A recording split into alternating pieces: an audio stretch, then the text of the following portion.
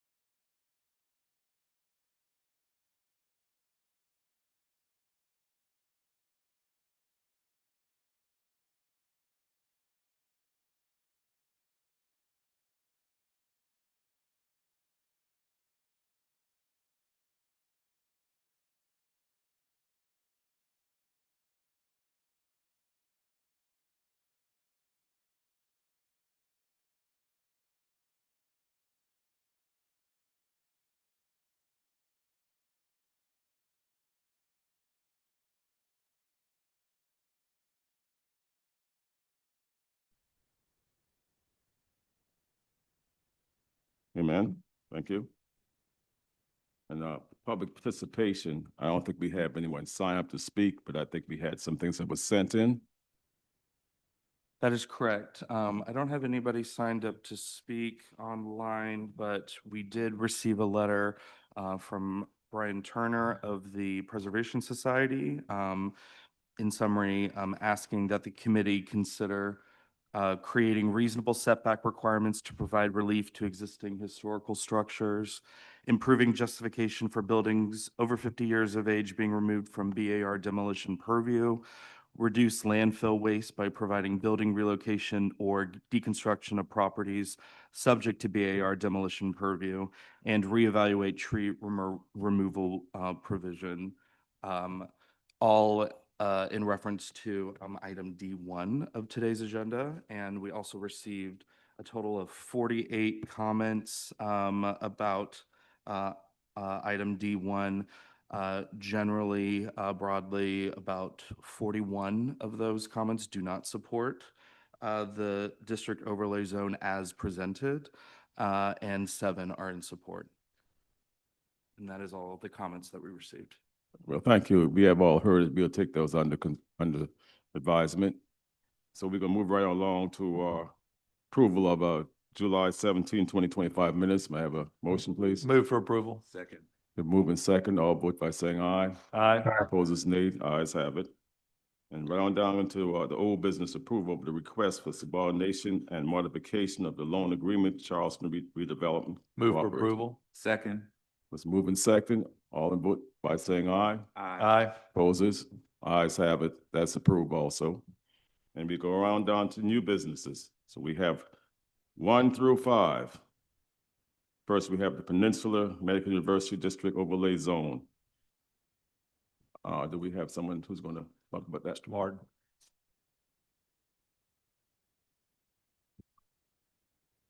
Thank you all very much. I'm filling in. Christopher Morgan and I have been meeting weekly from the planning department, Christopher from the planning department, for the past 54 weeks on this process. And so he's moving his twin daughters into the University of Richmond at the moment. And so he's out of town. And so I'm going to take a stab at walking through this in detail. A few disclaimers. This is going to be pretty detailed, and it's because we're trying to answer a lot of questions. This is the first kind of public unveil that we've had. We've been meeting with preservation groups. We've been meeting with neighborhood leaders. We've been meeting with a number of people in the community about this. We've been working on this for about 1.5 years now. And so this is something that, aside from some of the comments that have been made, was not developed last week. And so we're excited to finally get this out and begin this conversation. We're going to continue community outreach, and I'll talk about that in the presentation as well. But wanted to go through kind of what the overlay zone is, how we got here, and with our partner MUSC, who's here today, Dr. Cole and his team, Brian Hellman, and the rest of the gang. And so we're excited that they're here to answer any questions that you may have as well. So we started this journey in June of 2024 when a firm, HRA, and if you're not familiar with HRA, John Oshuler, he's actually consulted on the city. Mr. Martin, if I may I want to lay one background element to this that I think is very relevant. and that this conversation starting is a result of the decision by Roper St. Francis to move out of their current footprint on the peninsula. And so a lot of the strategic thinking that MUSC had been doing over the years leading up to that was different because they, had to coexist or were coexisting in a very confined area with another major medical provider. With them moving out, it is kind of cleared the canvas, if you will, in terms of the possibilities. So that is one of the, I would say, background features of this that has kind of brought it to light. So I wanted to make that context before you got going. Thank you. Thank you. So we started this process with MUSC. They hired HRA. HRA is a firm, world-leading expert on the concept of innovation districts. They've done a lot of work in the city, everything from Waterfront Park to the Gilliard to the Charleston Parks Conservancy to West Edge. And so they've been a partner of the city in the past as well, and came up with this idea of how would an innovation district shape the city of Charleston? And really, these are things that are happening in the leading research universities and hospitals across the country, including to Cambridge, University City, Austin, and what have you. And so these innovation districts are to basically leverage the existing assets of the university to create essentially mixed-use districts that can have everything from restaurants to retails to hospitals to hotels to all the things that may not typically be seen in a campus that's of medical nature. And so why now? And I think, Mayor, you kind of mentioned this as well just moments ago about the decision to kind of stay on campus and even come back to campus in some senses from some of the things that were planned for West Edge.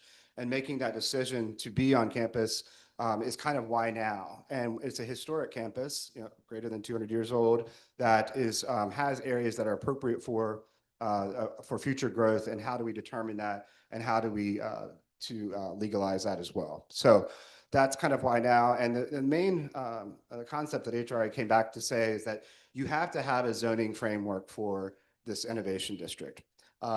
Hospitals are not the typical zoning type of category that you would have. They're very specialized. Operating rooms don't have windows.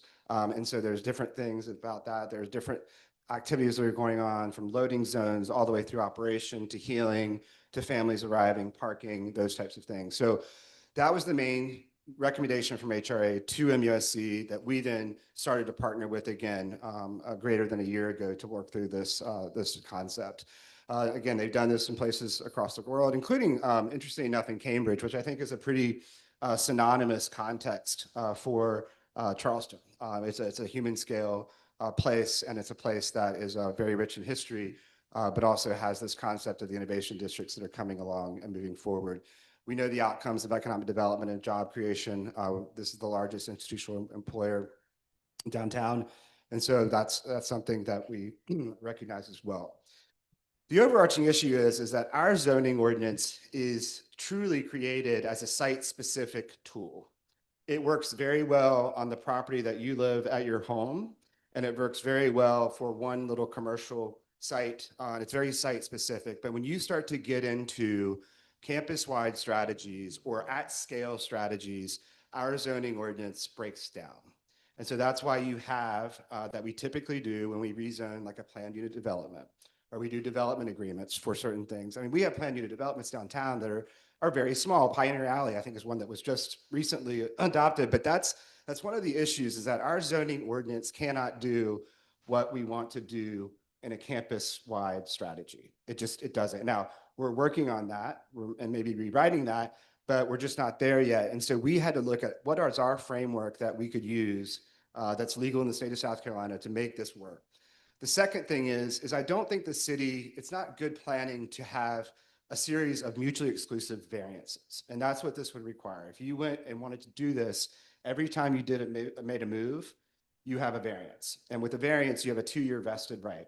Well, sometimes for a hospital like MUSC, it may take 9 or 10 years from start to finish to do a capital project. By the time they get the state funding, all these types of things, and the 2 years expire. So we wanted to keep that into account as well.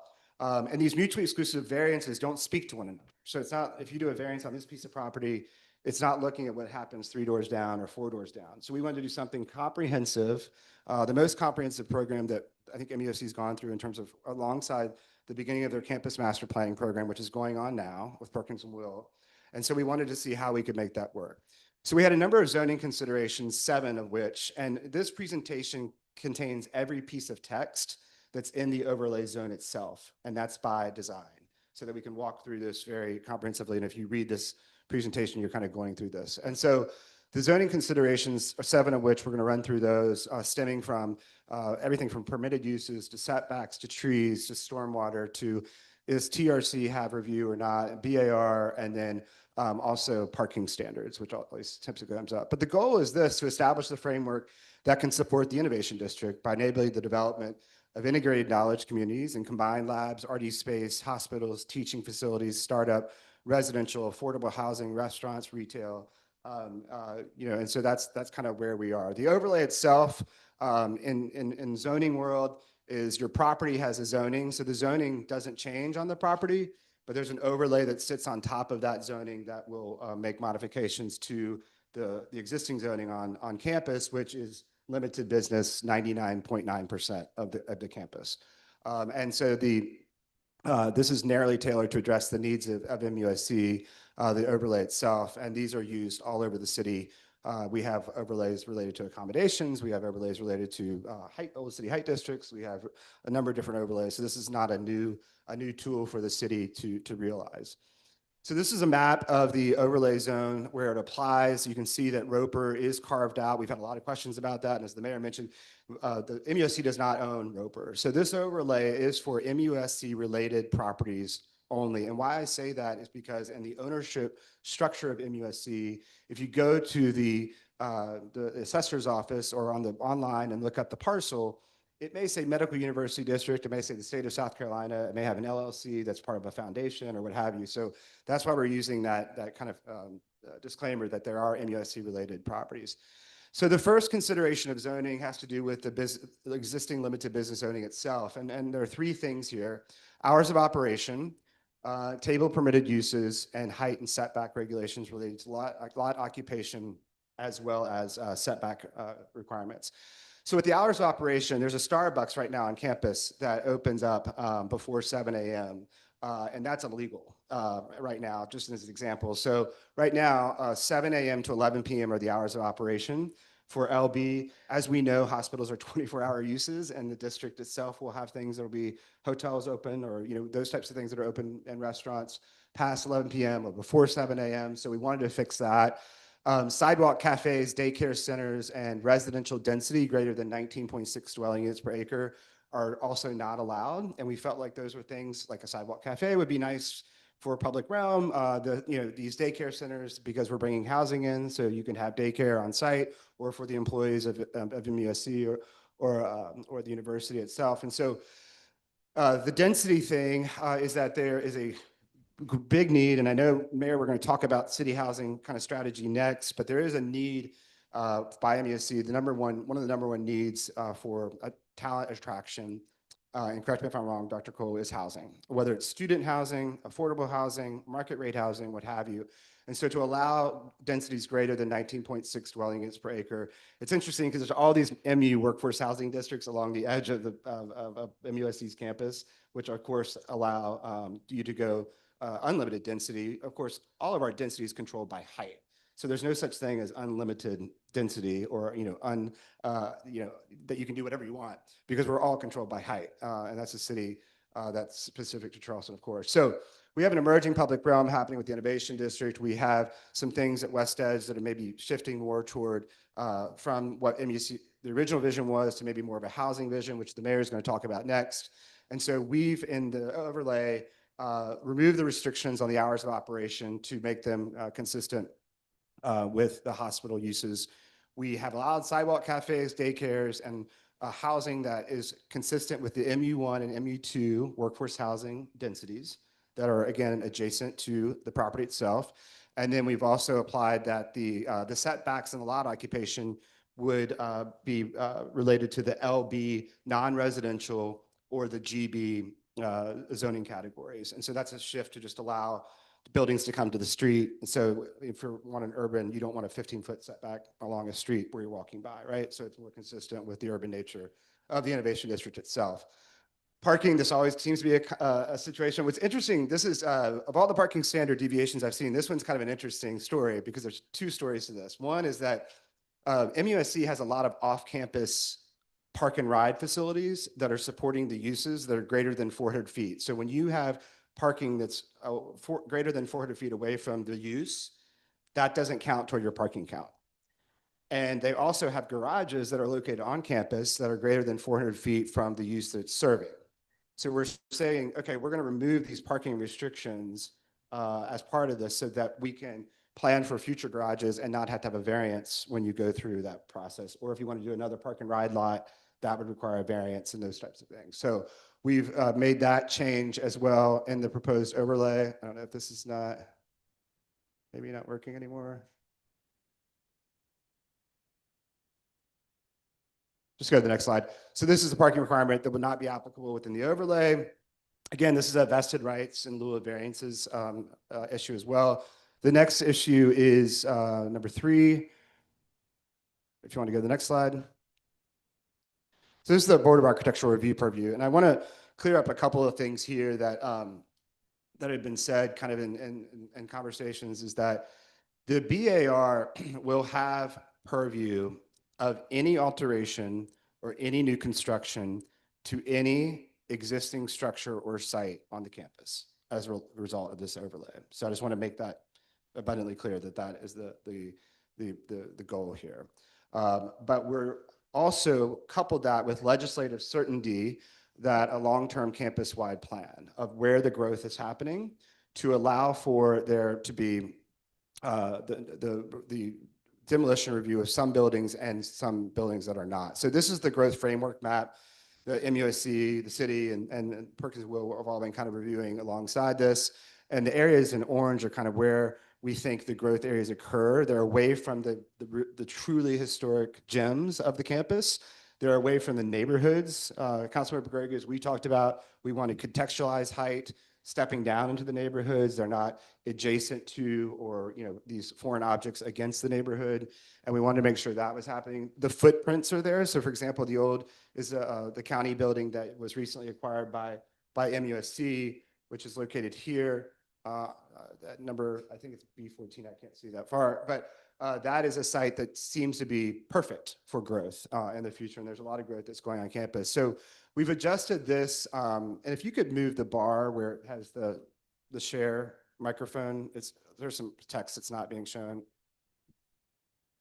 Just move to the top right if you want to go, please. So this is the demolition of removable structures. We're calling out the most contributing historic structures within the overlay zone. And again, this is a vested rights issue. On the next slide, stormwater standards. So one thing to say here, TRC will review all new development in the overlay zone. I'll say that again. TRC will remain purview in the overlay zone.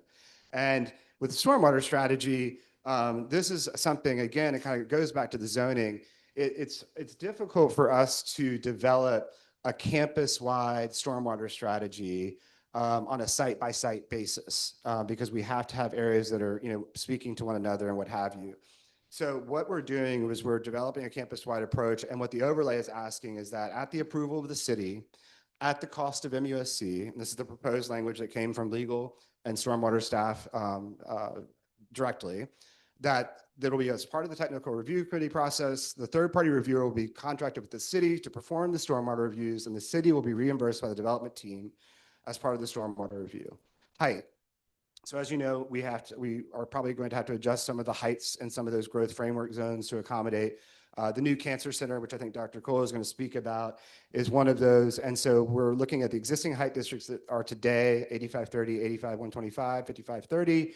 And then we're bringing in a couple of new height districts. This existing height, it's important to note that in the district itself, there are a number of these, what I call step back height districts. A step back height district is at the front of the lot line. And so it allows the building to go up a certain height, and then it steps back in the wedding cake fashion, and then it keeps going up. So you don't have a flat plane of height sitting on a street, even though it may be facing another flat plane of height. So these step back strips are set up, and they're genius because they go like, you go up 55 feet and then you go to 125, but you don't, on the street, you don't feel 125, right? We're preserving all of those as part of this process. So we want to keep that. But where we are growing the heights are on the inside of the block in a few places here. And one on the right here is for the new cancer center on the this block here. There's another block there, and we're going up to 200 feet of height in a couple of areas, and then up to an 85-30 adjusted height in certain areas. And again, there are buildings on MUSC's campus that are synonymous with this height, which actually don't have the step back provision. So that's something to consider. Accommodation uses are part of the hospital, whether you're a family visiting your patient that's there as part of the healing process. As you come out, you may need to stay not in the hospital, but close by, and you maybe live in Greenville. So you need an accommodation use for that. And patients are required to travel for distances to the campus. And so we're doing kind of our own little accommodations overlay zone within the overlay zone of the medical university district to allow 2 uses, not to exceed a cumulative of 250 rooms. And so that would be placed, again, the Board of Architectural Review would review all of the architectural attributes of these buildings. And this is also achieving all of the goals, interesting enough, of the city's existing accommodations overlay district. Displacement of housing, check. Office, retail, we're including all of that in as part of our overall plan for the overlay. Trees, one of the things that if you go to MUSC, and no offense to the MUSC team, the public realm is maybe not the most enhanced public realm that is in the city. And one of the things that we feel very strongly about is that we want to bring shade back to MUSC as part of their overall arboretum. As you know, your predecessor, Greenberg, that he had an idea of this arboretum that's been carried through your leadership as well. And so we want to bring all the tree mitigation. So when you remove trees, the trees aren't planted back on the lot, they're planted on the street to create an enhanced public realm for shade for pedestrians as part of this walkable mixed use district. And so that's part of that, again, goes through the purview of the TRC. Eric Schultz reviews it. That is still in place. We're not removing that in the overlay zone. Community outreach, and this is kind of, we're at the end. And so the community outreach, we've had initial outreach with surrounding neighborhoods, preservation organizations in spring and summer. We've done a lot of campus tours with some of those groups. We're going to do more campus tours. We've reached out to the adjacent neighborhoods, Radcliffe Borough and Charleston Village. And we're doing that's very own, Dr. Cole, you get your very own special planning commission meeting next Tuesday. And that'll be at 2 George. We're going to workshop there as well. That'll give us more flexibility to kind of have, casual conversations with the public. And we feel we felt it was so important to have its own agenda as part of this process, because it is, it needs to be thoughtful in that regard. The public hearing continues with preservation organizations. We'll continue to work with Historic Charleston Foundation. And we received some questions, and we've already developed answers to a letter from Brian Turner that came in just earlier today. We'll work again with Charleston Village, Radcliffe Borough, and Cannonboro, Elliott Borough as well had reached out just to have a chat. We met with Marion and that group as well. So that's going to continue. And again, this is the beginning of kind of the unveiling of this to the public and to this committee. And so we're here to answer any questions, and then if Dr. Cole and his team may have a few comments as well.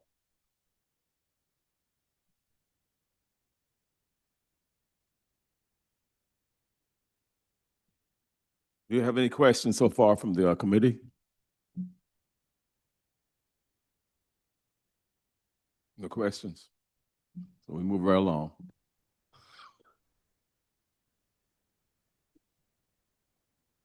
Mr. Chairman, Councilmember Waring is online and he has a question.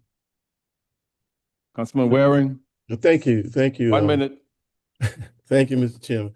When Mr. Martin was to the phone and he spoke about height along the main corridors and stepping back. I certainly understood that, but when he walked away from the microphone and spoke about the interior buildings, it kind of you faded away because you walked away from the microphone. Could you touch on that again, please? Sure, sure. What I was saying is that where we're in adding the height in the proposed height district map, Councilmember Waring, we're doing that height outside of the step back zone. So it's inside the block. So it's All right, not great. on the edge of the street is what I was trying to enforce there.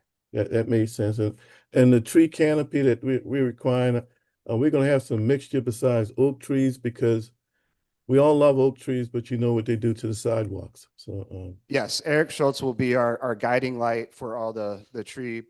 And we've also met with the Parks Department on that as well about species that would be preferred in this location. okay, great. Thank you. Any other questions? Mr. Chairman, are there going to be other speakers or is this the end of the presentation? I just wanted to kind of check in and see where we were. I've got some comments, but I wanted to wait until everybody had a chance to talk. Okay, you can wait till after everyone has talked. We're gonna have them to just give some brief discussion about it. Great. Sounds good. Dr. Cole, he's gonna talk and right now, speak on certain issues. Perfect. Mr. Chairman, thank you. Just a couple of brief words.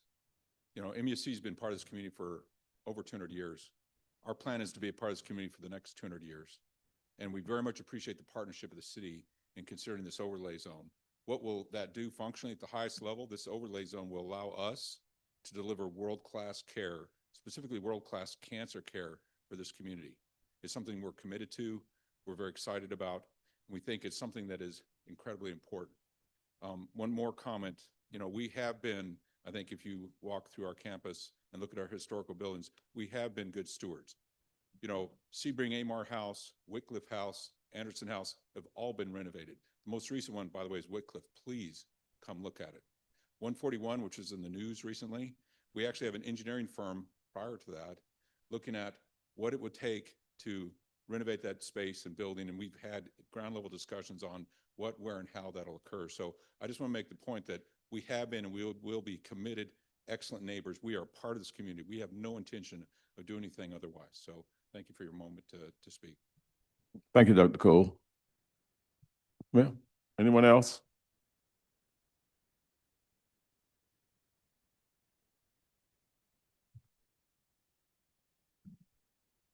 Councilman Ross, you have some questions you say you want to ask?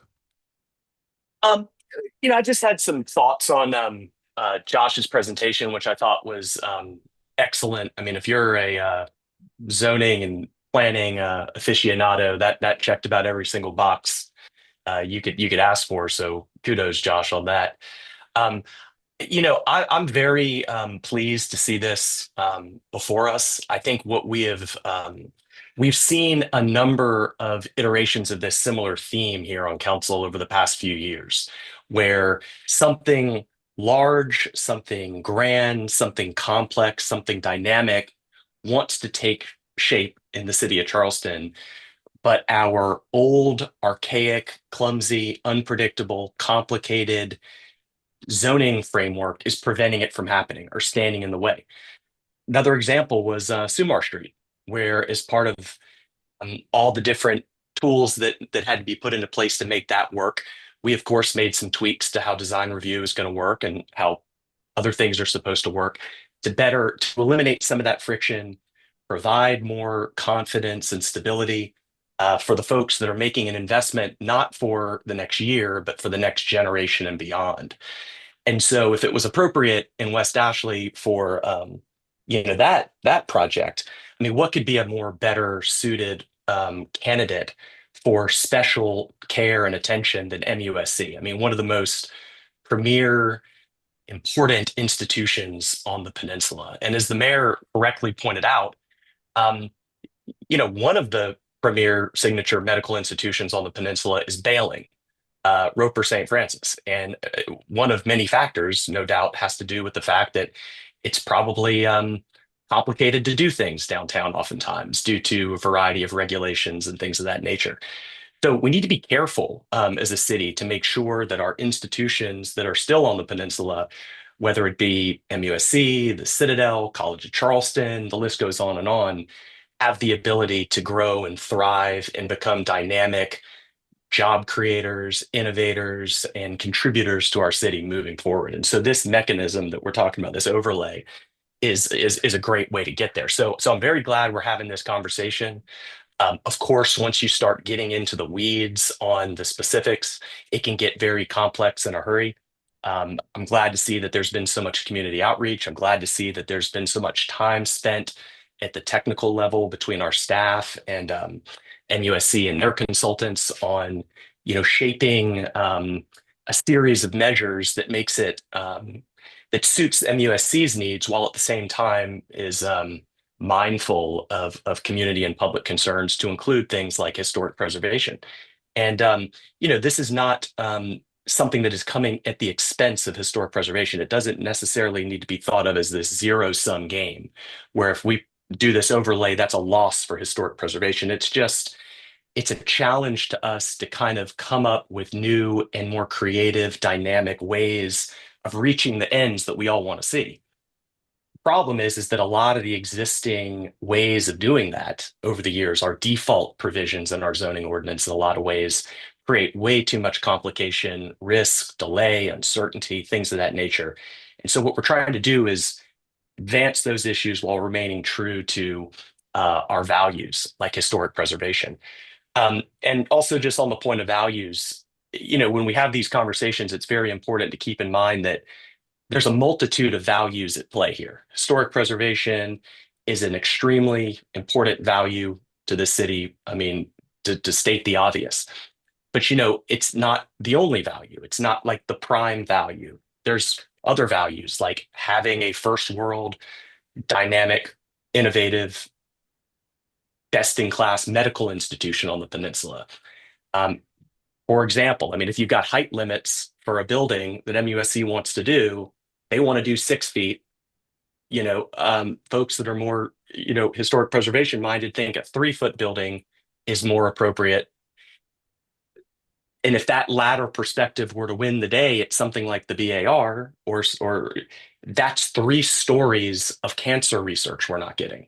That's 3 stories of beds where people with illnesses are not being treated. I mean, these are things this is not a hotel developer. This is not Union Pier. This is not a private developer. Now, when that's a scenario, it's a different equation. The values get to be tuned differently. But for something like this, MUSC, I think we as a city are called upon to get extremely creative to help them address their very unique needs so we can have a very strong presence of this critically important institution on the peninsula moving forward. So I'm not going to sit here and make a comment about whether the setbacks are right or this or that or the other. There's going to be plenty of time to fine tune those details. But overall, this concept is exactly what we should be doing. And I'm very happy to see that it's moving forward. So thank you for the time, Mr. Chairman. Thank you. Councilman Gregory? Yes, Mr. Chairman. Just a couple of things. I've been working with the Medical University now for about 20 years. We put together the financing, almost a half $1 billion to construct the art building. So I'm very aware of the good stewards that the Medical University has been over the years, and they really do protect the public trust. I've worked with them when Greenberg was there, and now I've been working with Dr. Cole over the years. I really think that this is a great opportunity, not just for the Medical University, but for our city. We will be substantially increasing the providing of health care in our city and in our state. And this is one that I would like to say that I recommend that we move this forward to the council body of a whole. And that is a motion that we move this forward to the body of a whole so that we can get approval and move forward. Second. You've heard the motion. We have a second. All vote by saying aye. Aye. Any questions? Aye. All in, ayes have it. So we'll move us on to the full body of council. Thank you. Now we'll move on down to the City of Charleston housing strategy.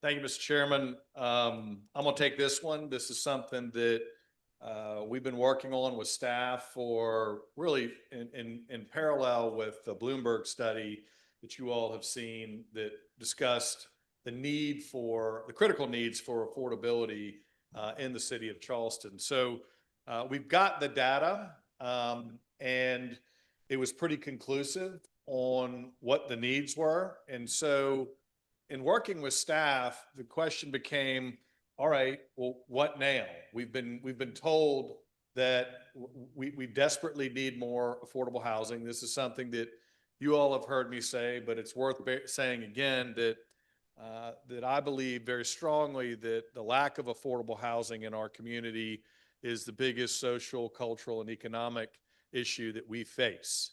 So it's fine just to say that, but how are you going to solve it?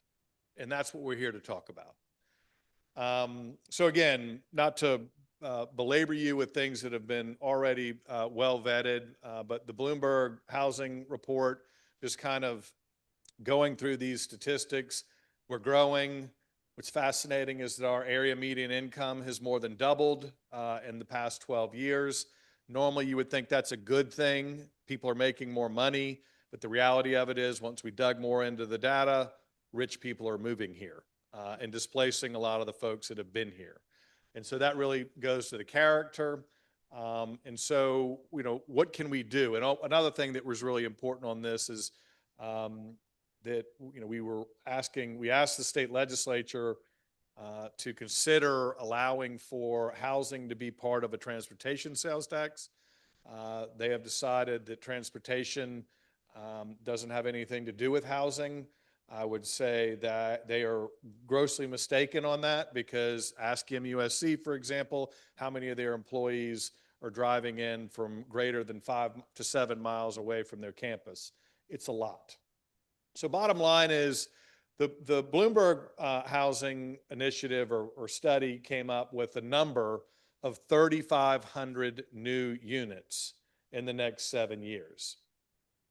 And I can't stress that, you know, is a high number, doesn't seem like that much, but it's a real challenge to be able to figure out where you can accommodate 3,500 units. So what we're about to go through is an initial crack at how and where that can be done. So first, we start with an analysis of the housing areas. What staff did starting about 10 months ago, and Councilman Waring was part of this, and I think Gregory and probably Mitchell as well.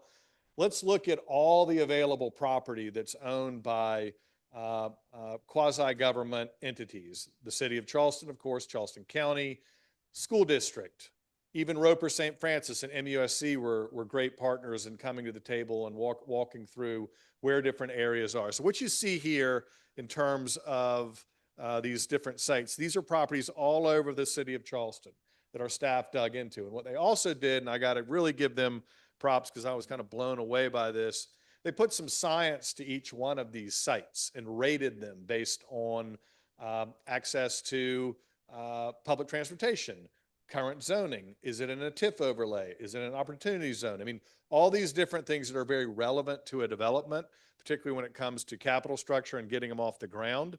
And so they rated each one of these.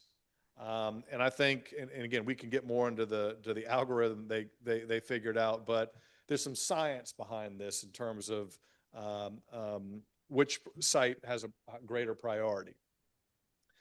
So then we started looking at, you know, where are the opportunities? The peninsula is pretty heavy. It's where the overwhelming majority of the existing housing stock currently, affordable housing stock currently resides, particularly with the housing authority. And it's also where a lot of the jobs are. It's where a lot of people are having to commute into that can probably least afford it. And it's also where we have, with the Low Country Rapid Transit, where it begins and ends, right? But there are other areas, obviously, other parts of the city that are certainly relevant as well and have needs as well. So here's how we broke it down. We broke it down and to get to the 3,500 units by, again, this was starting in January 1 of 2024.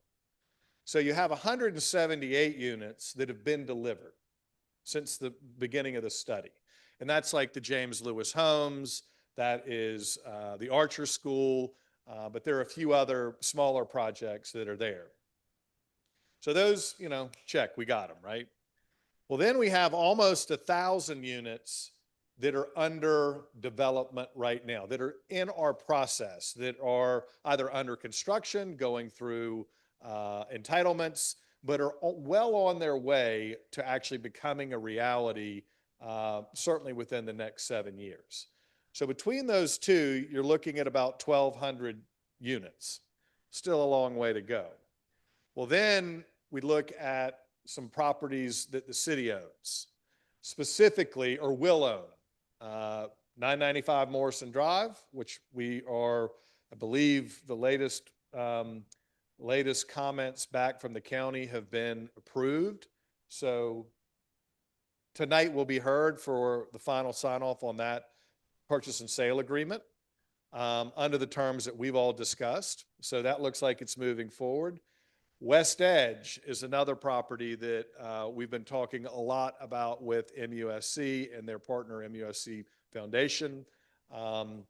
In light of what's going on with MUSC's pivot to the Innovation District for lab space, again, their biggest need, I would say, and I don't want to speak from them, but I do see Dr. Cole nodding, is housing for employees all up and down the spectrum. And what I think is so wonderful about MUSC is they're providing great employment opportunities from the very bottom of the pay scale to the very top.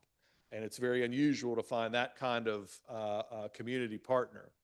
And so between those two sites, we have a lot of opportunity, but you also have the Hope Center and the concept for the rapid housing, wherever that may end up going. Hopefully we can get that back going. We also have city-owned site at the aquarium that is being considered for a portion of it being affordable there with some private partners.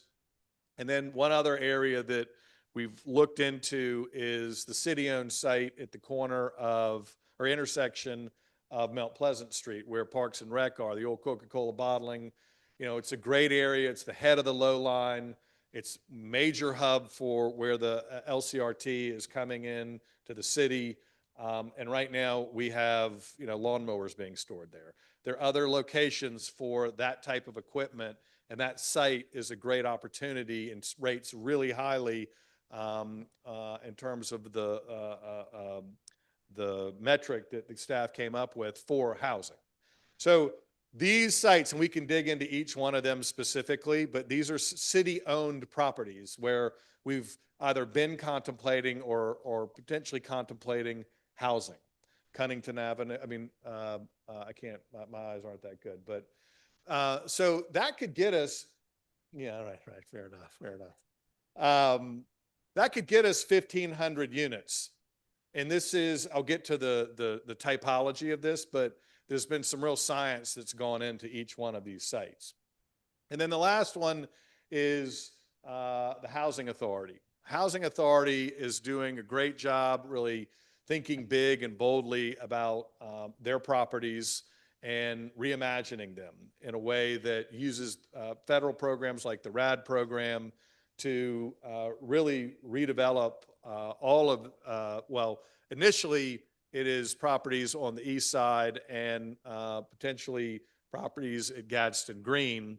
I went and presented to them on Monday, their board, and I would say that my hope is that they would look more holistically, or will ultimately look more holistically about their entire portfolio on the peninsula. Because, in order to get these numbers, we're going to have to do it. And they are very well positioned to be a great partner, and us to them in their efforts. And so I think it was a very productive meeting that we presented similar drawings to and ideas to this past Monday night. And I do want to be clear about housing authority properties because I know this is essential. It is kind of the last bastion of affordability on the peninsula. And whatever we do as it relates to the housing authority property in particular, we need to make sure that the residents that are currently there are not relocated, even for a month or two. We need to figure out a build first strategy on property that the city owns and then work with them to partner in a phased approach to where their products, existing products, can be taken down and redeveloped. The goal for housing authority property and for city-owned property that we've laid out is approximately 50% of all units built on those properties would be affordable. The housing authority is at, the existing units are some of it the lowest at the 30% AMI, and you would want to at least, definitely replace that, then double that number in terms of affordable units. But that could maybe scale up to 60 to 80 to 90 to 100%. And then you do want to have market rate on top of that. You don't want to have concentration of affordability in one project without having market rate in there. I mean, there are countless studies on that. So in essence, what we're looking to do on housing authority sites and on city-owned sites is, for the housing authority, quadruple the density that's there. That's 2x the affordability plus another 1x from there on market rate. What does that look like? So the big paranoia is, well, that's fine and dandy, you've identified the sites, but are you going to build something that is some monstrosity that, isn't of this place? And the answer to that, at least from my standpoint, is a hard no. What we're looking at, well, this is a map that was, I go through this. These were the completed projects. We've got them mapped out, and you can see Johns Island, West Ashley, James Island up in the corner.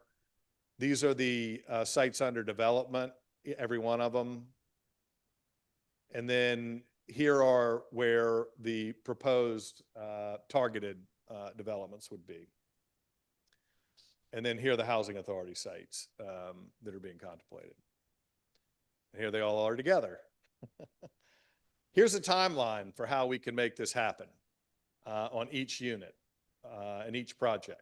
So again, we've tried to break this down and look at it and how and when we can bring in the private sector, because I do want to also be clear about that. The City of Charleston, nor the Housing Authority, nor our strategic partners like MUSC, we're not playing developer here, but we are setting the groundwork for bringing in the private sector and private capital to help us achieve this. And I think the appetite, if we do it right, is going to be very strong to make that a reality. This is how we get there in the 7-year window. And then back to the character, which I know is probably on a lot of people's minds. How would we do this? Well, we start talking about different typologies. And when you have something that you can get economies of scale on, 3,500 units is an economy of scale, right? That's a lot of units that could be built. You can start looking at things more holistically in terms of building systems and design. So what we did is we took, what are our redevelopment? I'm sorry, I probably should have gone through this deck before I started presenting, but we've talked all about this. But it is one thing important to point out, 80 units, dwelling units per acre. That's kind of the target for city-owned high-density sites as it ties to public transportation, et cetera. So this is what we don't want, which is the Texas Donut, big, massive building with a parking deck in the middle. What we want is something like this, which again, by itself, in isolation, is a difficult thing to do because generally speaking, it's more expensive.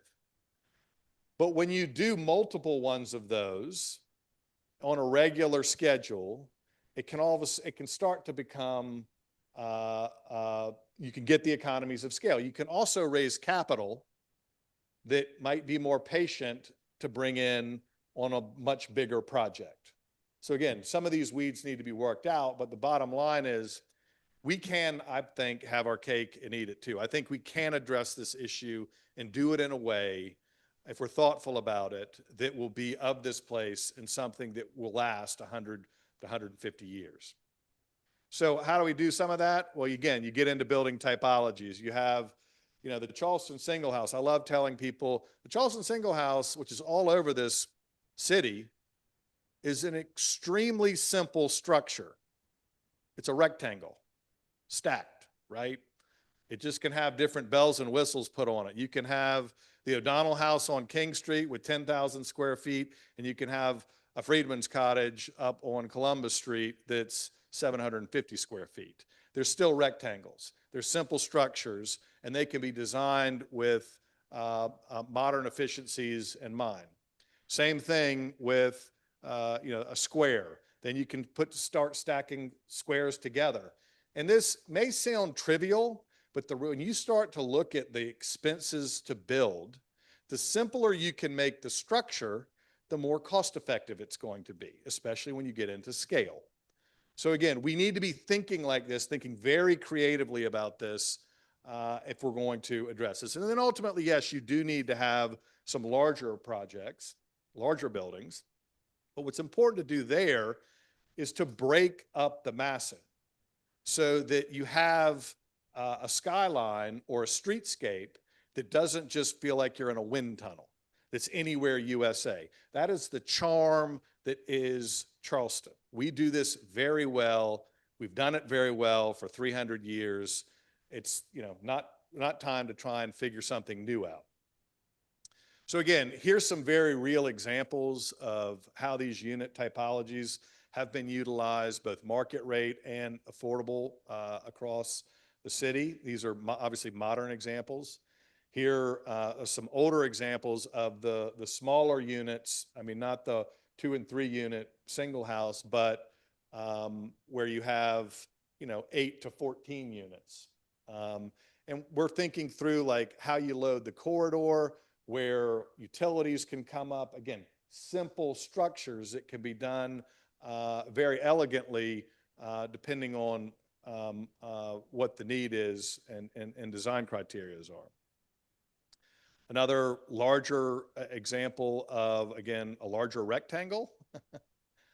Then you have things like Murray Vocational. That's a great example of a civic building that was built, is now residential. You've got this building here. Let's see if that laser works. It does not. But that one, the second one down, is on East Bay. Backs right up to the east side and is a great example, I think, of how you can blend this type of product into the existing urban fabric. And again, here's some larger examples. And again, you're going to have some of these in order to get to the numbers. So then what we did, here's some just inspirations, design details, what Charleston's done in the past, what other communities have done in terms of just very simple but elegant structures. Getting into the details on how tree wells, the streetscape, activity on the street, details on how you address cars. And then how do we potentially incorporate these into the broader vision? So one of the things that we did initially is take this concept first to West Edge, because West Edge and the foundation that we are in partner with MUSC on, they've been pretty cutting edge on thinking about how and what the needs are of our community. And in light of MUSC's pivot to Calhoun Street, this frees up a pretty significant amount of property, very well positioned on the peninsula for housing. So let's look at what we can do here. So you have the West Edge, you all know where it is. one of the things that we did is, again, originally it was designed more for commercial lab space, much taller buildings. It had this, I think it's West Edge, that green that was going to be one of the main arteries. But if you look at the surrounding community, that grid, it's a little off, right? Our block patterns on the peninsula are very different than what was being proposed. And so what we did is we said, all right, well, what if we broke this up a little bit differently? And we looked at breaking it up so that you will dead end at Stony Field and have that view corridor, starting to think through how the site can be done in a way that is of scale and really think through the pedestrian movement and resident movement as well. So we started breaking the grid down into block sizes with roads would come across, lining up Line Street, as you can see there, so that would connect over to the community. And then we overlaid this 80 unit, these typologies with those dimensions onto the site. And so that's 80 units an acre right there. From those different typologies, and each one of those squares, rectangles represent something that, a typology that you just saw. Then we explored how that could be. Oh, by the way, it also parks. It parks. What you're seeing here, what's been overlay, is 1.1 parking space per unit. Our current zoning, I think, is lower than that for workforce or affordable units, slightly higher than that for market rate units. So that's a good blend, and these are parking without a massive parking structure. So, and it also is activating the ground floor. And so then when you see, getting back to the back, Gadsden Green there is just below Harmon Field. And so how could that be incorporated into what we're doing at West Edge? Again, instead of relocating anybody at Gadsden Green, we can build the first phase of Gadsden Green on West Edge and then come back and take out whatever those residents were living in and start to build new and kind of keep doing that phasing. But you can see here, it would feather in quite well with that same typology on Gadsden Green. And when you start talking about a site that big and that combining those two together, again, economies of scale. And the reason why I keep harping on economies of scale is because it is going to take every bit of creativity and penny pinching on this to make this a financial reality. I can't tell you, I mean, it's already hard enough, right? This again shows you an aerial image of what this could look like versus tall, large buildings.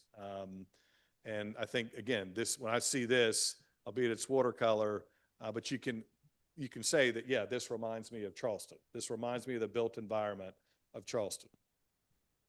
Another one, we took the same concept on 993, 995. Again, you can end up getting a total of 893 units on that 6.5 acres. Again, these are simple building typologies. It's extending Cool Blow Street from Morrison Drive to Singleton Park. You see that there are some larger product types that are on Morrison Drive, but then it goes back down to more residential and breaks up the pattern in terms of the typology as you get into the middle of the block. Mount Pleasant, this is another one we did. We dropped in. We do take some liberties. There's a few warehouse buildings that's really under one ownership that's on the other side of the low line. But in light of the low line coming here and this being the dead end of not dead end, or a major hub for the LCRT, this is an incredible opportunity as a gateway into the downtown. And, even considering, how we could treat Mount Pleasant Street so it's not just car centric, we could do something there to make it a little bit more inviting and to figure out how to connect to where the main hub for the LCRT will be. So again, you can end up getting on this site 370 units. This is city owned. So and then we've talked about the housing authority and all the properties. I mean, you can see these are the larger properties that they own.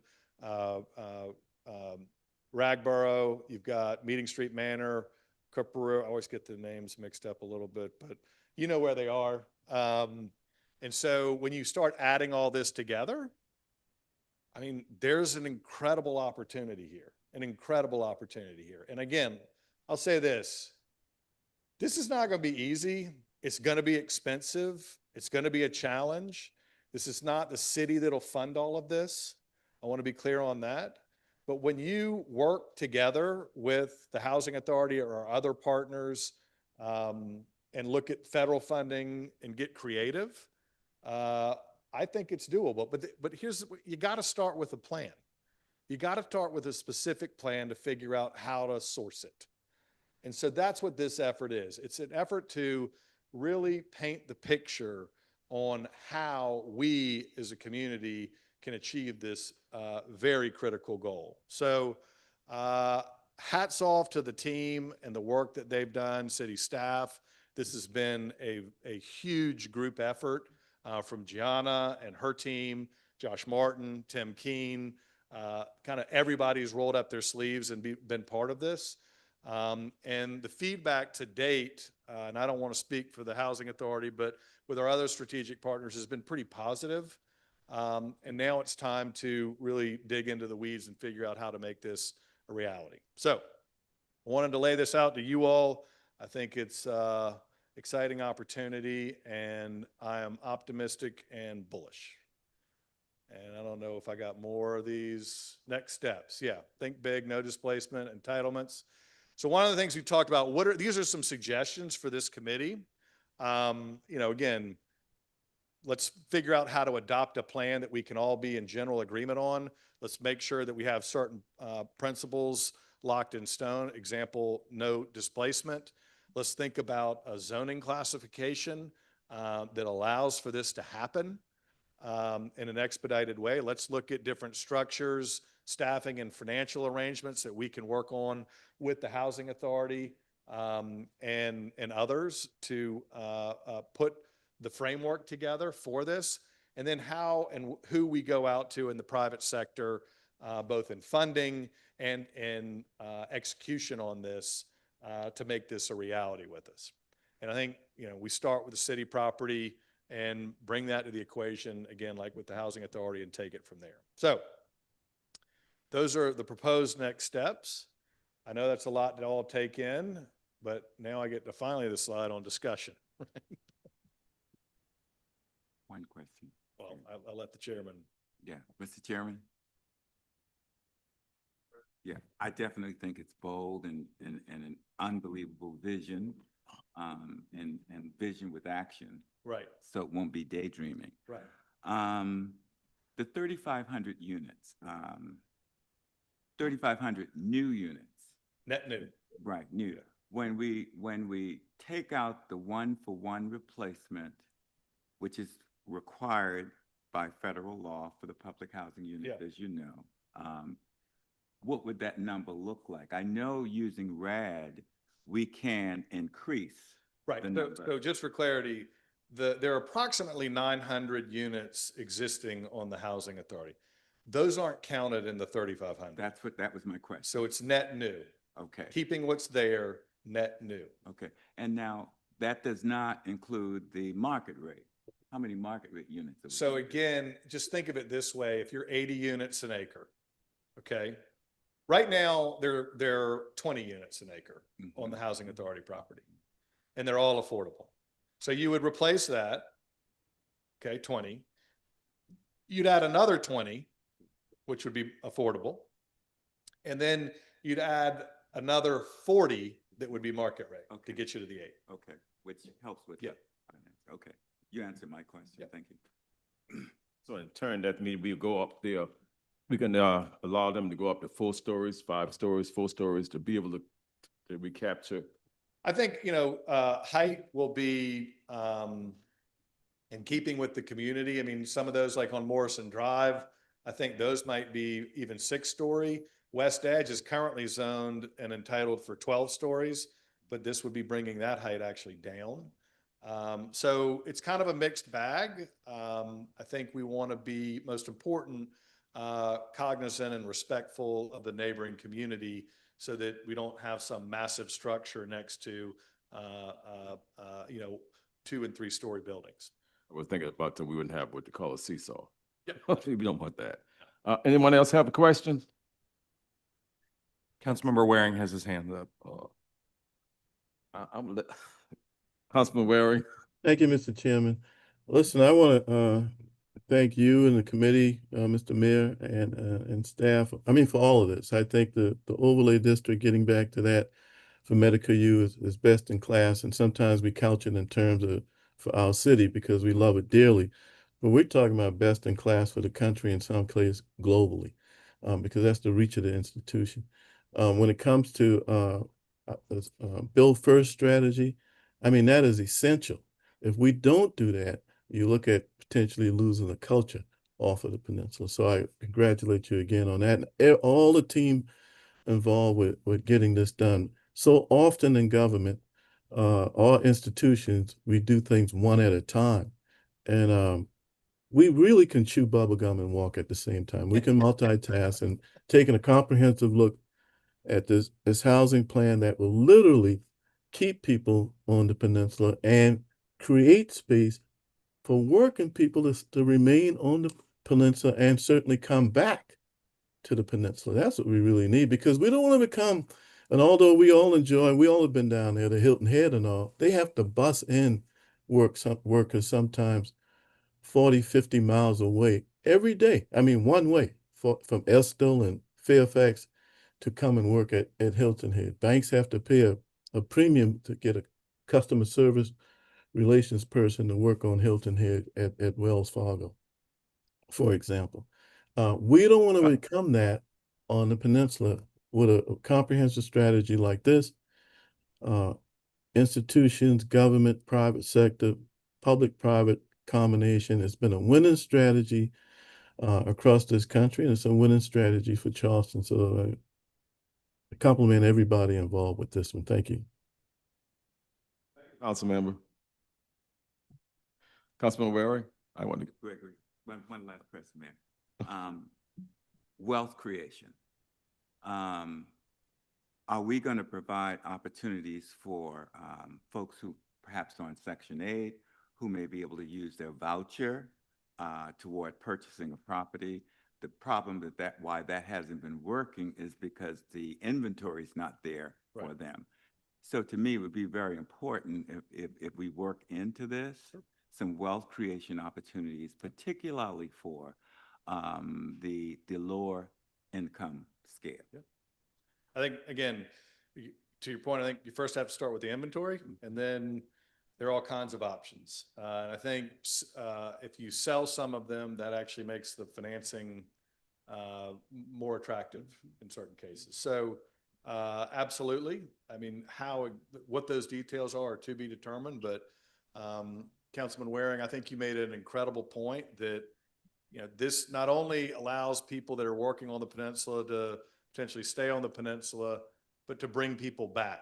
And it was great to hear that the peninsula has, for the first time in a long time, increased its population year over year. And again, I want to be sensitive to my other council members that, this isn't all about the peninsula, but this is the reality of where the jobs are. And this is the reality of where a lot of people are driving in that are causing the traffic situations on Johns Island, James Island, I-26, you name it. It's because so many people are having to commute in to where, particularly the peninsula, that and as affordability becomes more and more exacerbated, they have to go further and further out. So bringing this local, where people can walk to work, I think is going to have a dramatic impact on traffic. And frankly, in the Low Country, this is a lot more cost-effective way of dealing with transportation than building roads here. If you think about how expensive it is to build roads here. So just food for thought on that one. Councilman Appel has a. Well, let me get in before Councilman Appel come in. One minute, council member. I agree 100% with you because I was looking at this a long time when we talk about even Bill First and looking at even the housing authority, but the properties that they own that if we build, that some people can be able to purchase these homes because they had a program called the self-sufficiency program that they can use their Section 8 certification or the voucher program to purchase home.